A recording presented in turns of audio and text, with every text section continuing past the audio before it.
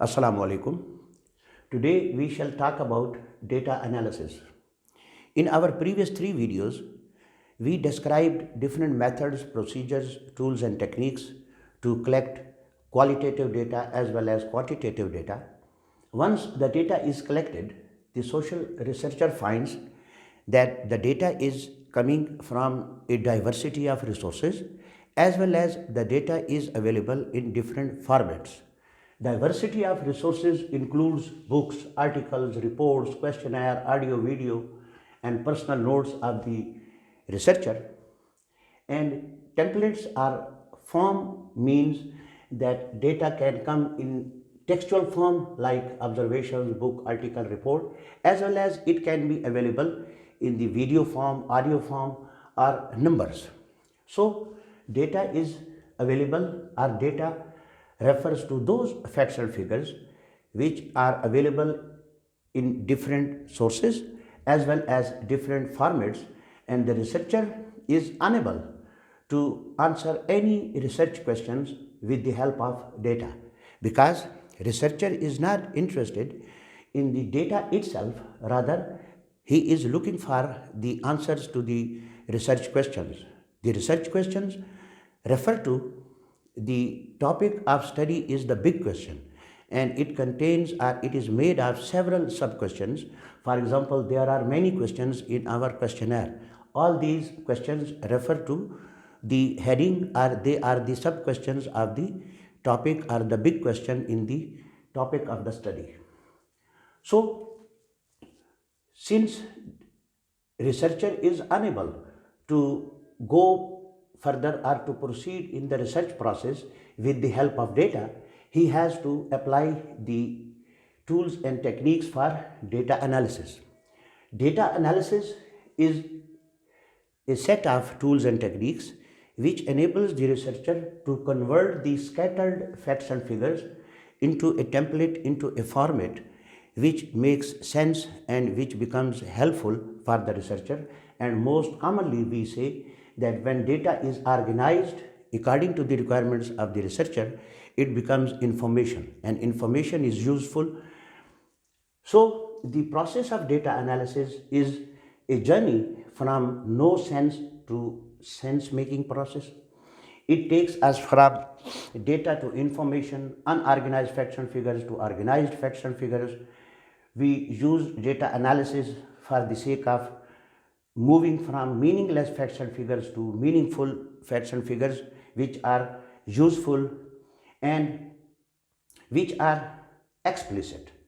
It means that data analysis actually makes the implicit knowledge explicit, invisible knowledge into visible knowledge, because when we say data it is not useful, it doesn't mean there is no knowledge in the data.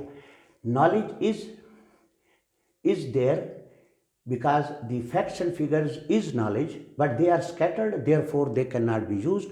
So we organize them as per requirements of the researcher, and it becomes explicit and usable. All this means that data analysis is the process of taking researcher from the stage of research questions to the answers to every question.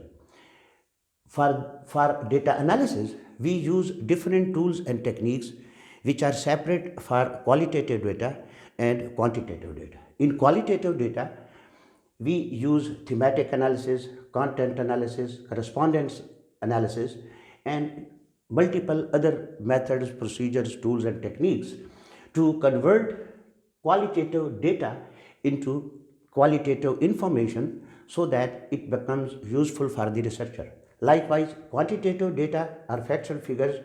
They are analyzed using statistical tools, and we shall discuss these two at length in the next coming videos.